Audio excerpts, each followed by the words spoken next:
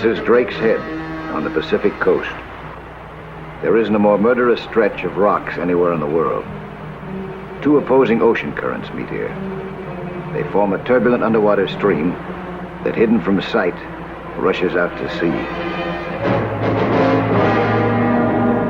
I was desperately searching from the cliffs above for one of my students. A student who couldn't walk and had only recently learned to dive. She was diving with her husband. I was sure their lives would be endangered in these waters. I didn't know that danger was what he wanted, and that there was almost no chance that Dinah would come up alive, because she was not only diving with her husband, she was diving with death.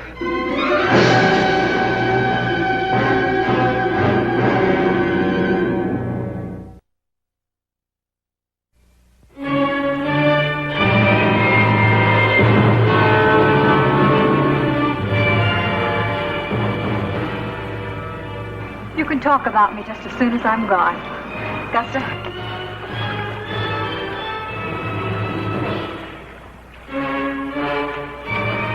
The legs are almost useless.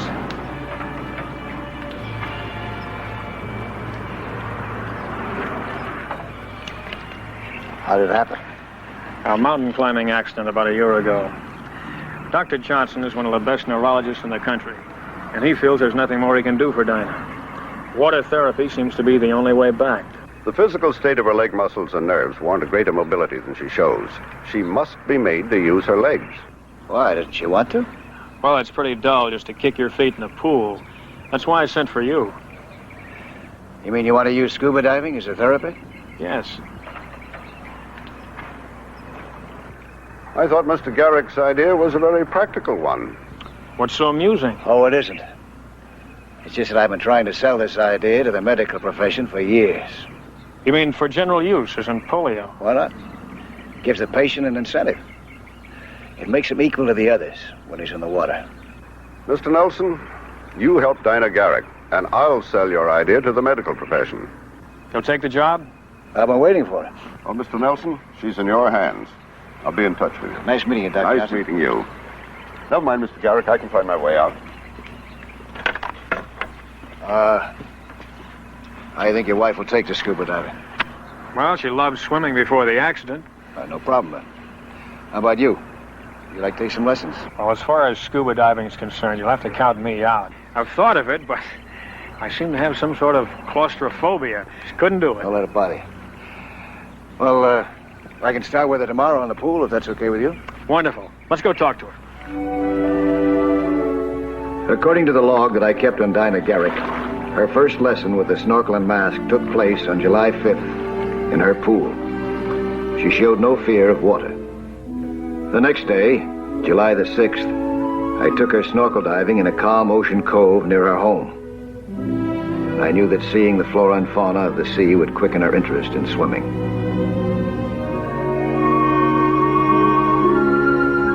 A week later, July the 12th, I took her to a moderate depth. No panic, no alarm. I was sure that the excitement of diving would hold her through a long course of water therapy. In order to make Dinah use her legs for extended periods but without strain, I employed a water scooter. This permitted many variations of motion. Every muscle of her legs got its share of gentle movement. This involved her making the transition from snorkel to scuba.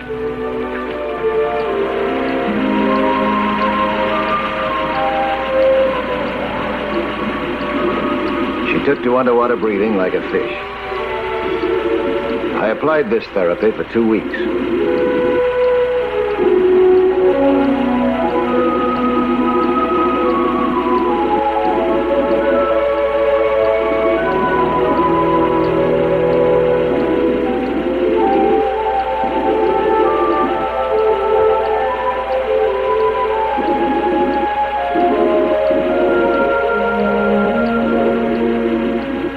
During the following 7 days, I took Dinah deeper in slow stages, 30 feet, 40 feet, and at the end of the 4th week, on August the 2nd, according to my log, to 60 feet. I congratulated myself on having found the perfect student. But suddenly a manta ray flashed into view. It saw us and charged. Or so Dinah thought.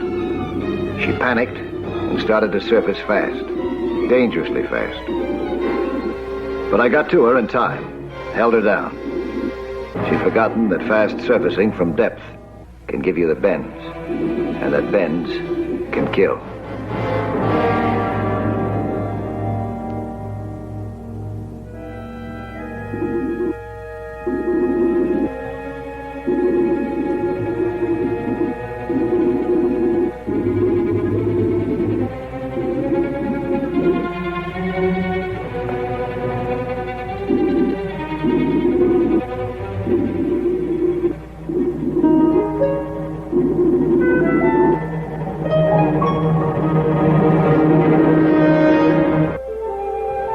That was the only scare. The rest was all fun and frolic. It was during the next week that Dinah met her first seal. He saw us cavorting and promptly began to imitate us. The same day, Dinah had her first proof that seals can talk. We could hear the noise that these mammals make underwater.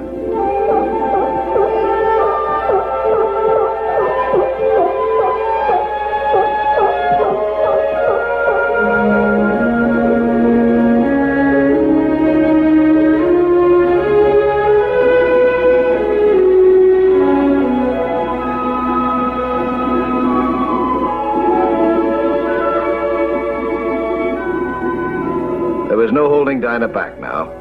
She claimed every other living thing in the sea as friend and playmate.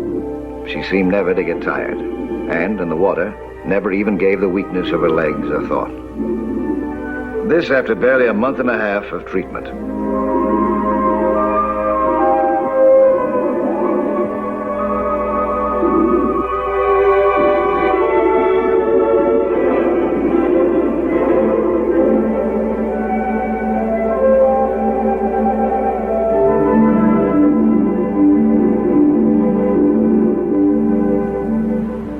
It was on August 15th that Paul Garrick, with odd thoughts going through his head, was watching us after a day's swim. Well, it's been exactly 6 weeks today since we started. Mike? What do you really think? I think it's time for Dr. Johnson to come and take a look at you. I do feel stronger.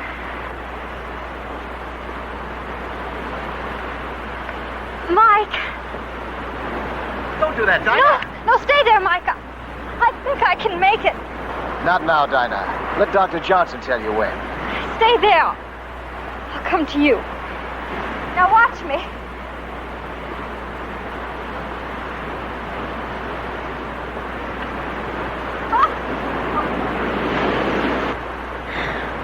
I could have sworn I was able to walk. Don't rush it. It'll come back again.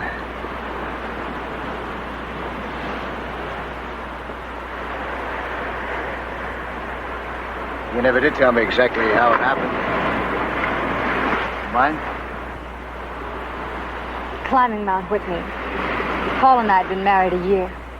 Yeah, I understand he was a guide at one time. We were crossing the ice. I slipped.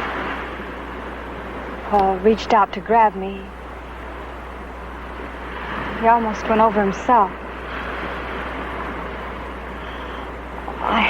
I guess I was lucky. I landed on a narrow ledge. You know, Mike, it's only since we started that I'm really glad I lived. And you will walk. Your legs are getting stronger every day. I'll have you to thank for it. All right. Put your arm around me.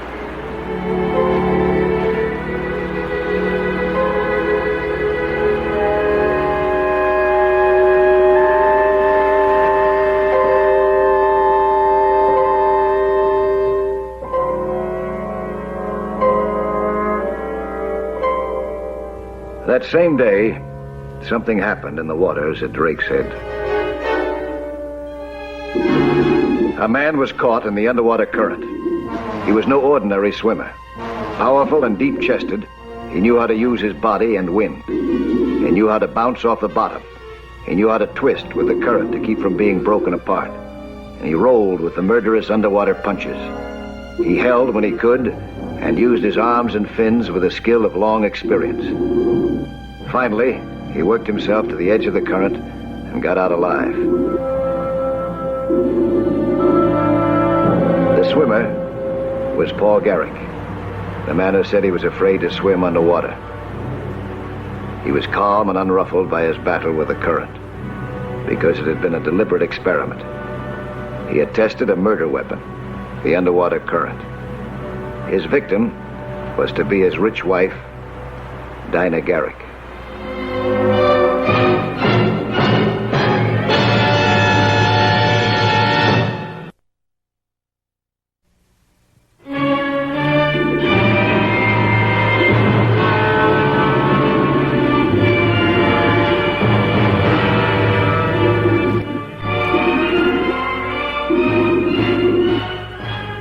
By the end of my second month with Dinah, I didn't think of swimming as therapy for her, except when I made progress entries in my log.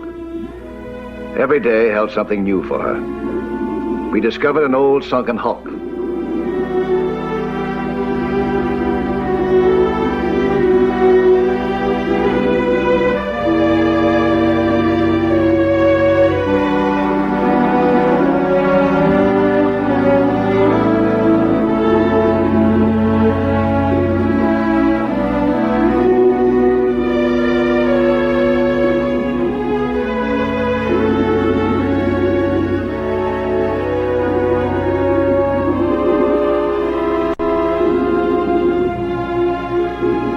Dinah brought sketching materials along.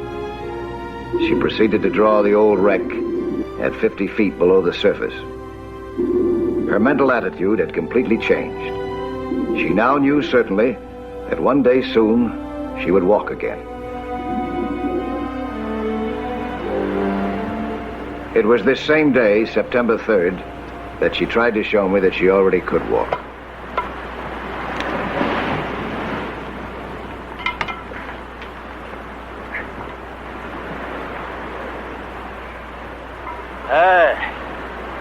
You think you're ready for that?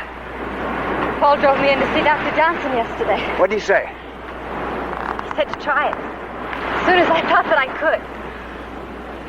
With help.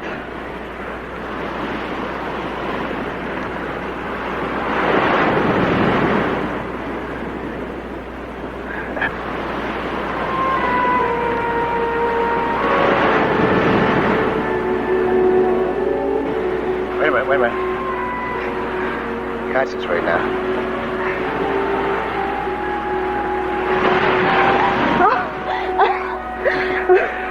Congratulations, that was wonderful. I've got you to thank for it, Mike. Dr. Johnson said not to stop swimming. That's right. Want to try back in the chair, huh?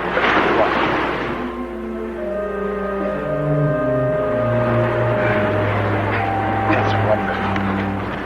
That was great. Oh. There's Paul. Hi, Paul. Boy, you should have seen your wife just now. I saw her. I saw you both. What do you mean? I mean, I know what's been going on. What's on your mind? I saw that touching tableau. You were too interested to notice anything. Paul, what are you talking about? You're way off course, Garrick. Am I? This isn't the first time I've seen you getting chummy with my wife. You can't seem to stay away from her. Paul, you're imagining. There's been nothing. Sure, there's nothing in your mind. Send me your bill. You're through.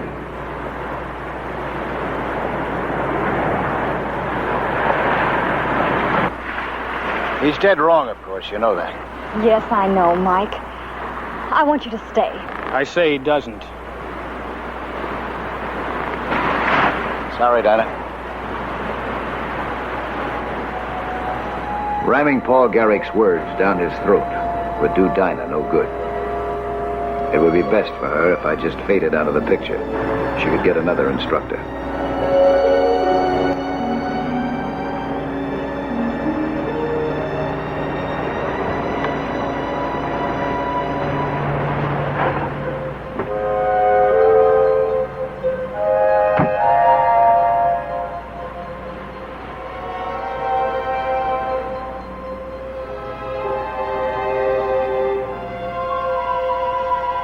next morning, there was no new instructor for Dinah. Her husband had told her that he had overcome his fear of diving, that he had a wonderful surprise for her.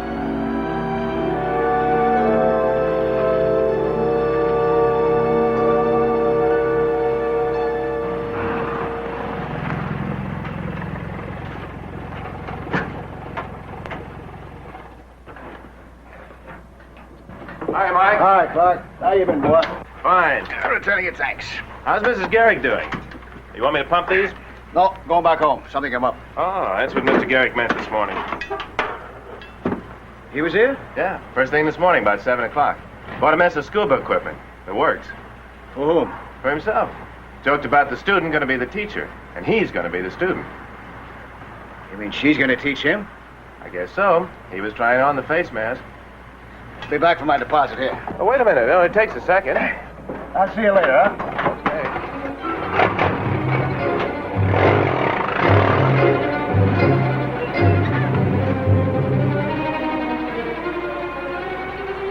I looked for them at the cove where Dinah and I usually swam. They were nowhere in sight.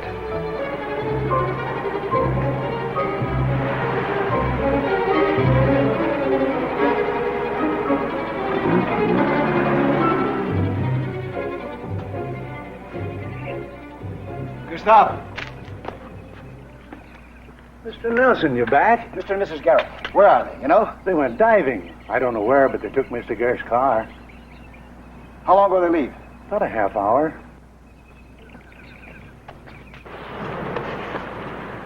You see, sweetheart, my jealousy of Mike Nelson didn't start just yesterday. It started the first day he came.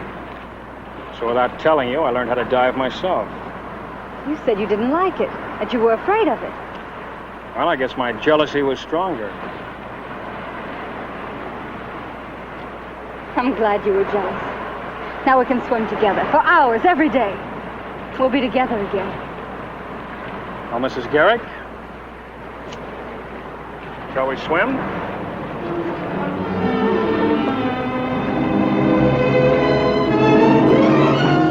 I drove down the coast to other places where they might have gone to swim. The idea of Dinah teaching Paul was insane. Being able to swim didn't make her a competent teacher. The chance of their getting into trouble, even of drowning, was too great.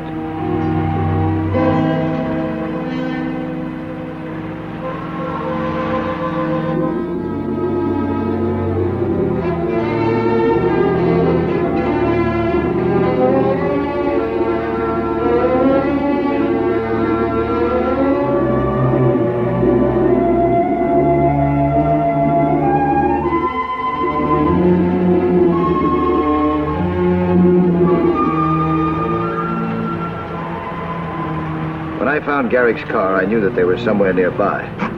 But why here? Why had they gone diving in these dangerous waters?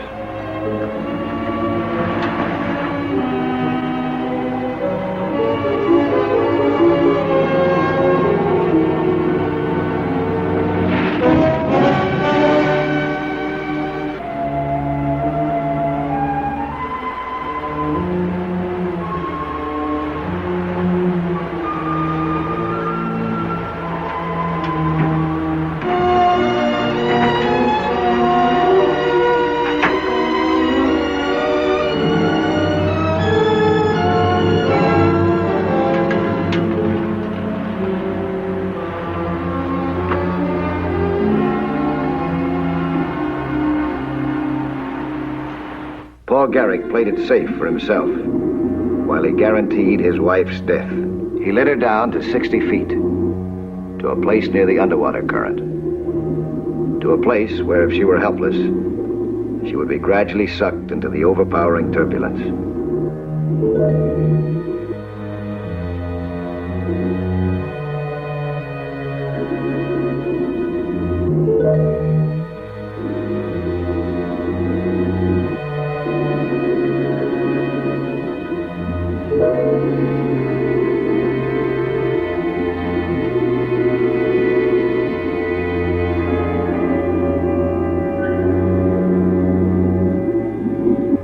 Dinah, unsuspecting, became interested in the new kind of shells on this new part of the ocean floor.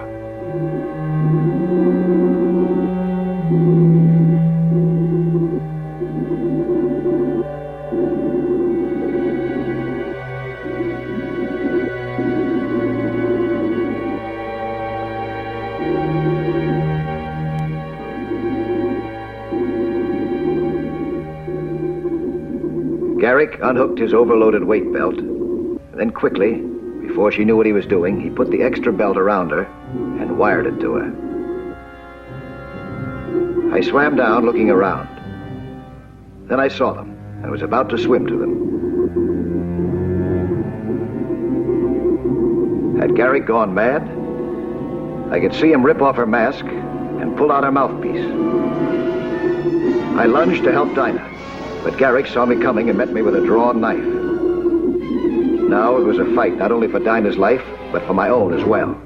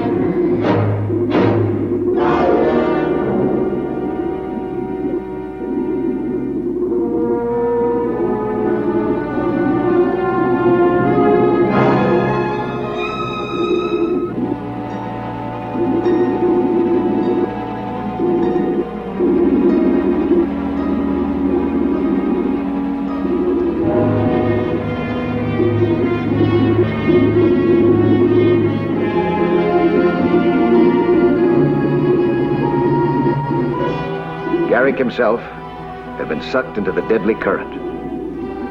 But this time, exhausted by his battle with me, he couldn't overcome its murderous force.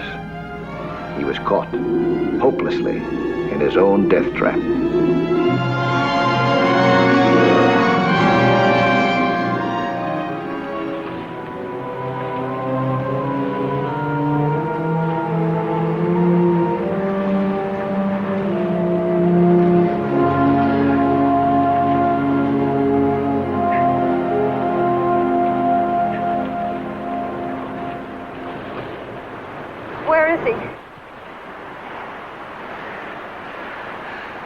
I couldn't get to him in time.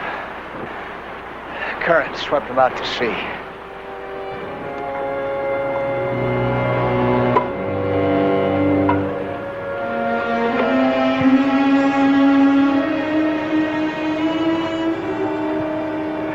That's what he intended for me. You walked all the way over here? Yes. Maybe I couldn't walk because even though I loved Paul, I've always been afraid of him. Yeah? How long's that been going on? Since the day on the mountain. The day I fell. Or should I say, since the day he pushed me. Now I know. The thing for you to remember now is that you're well again. That you can walk.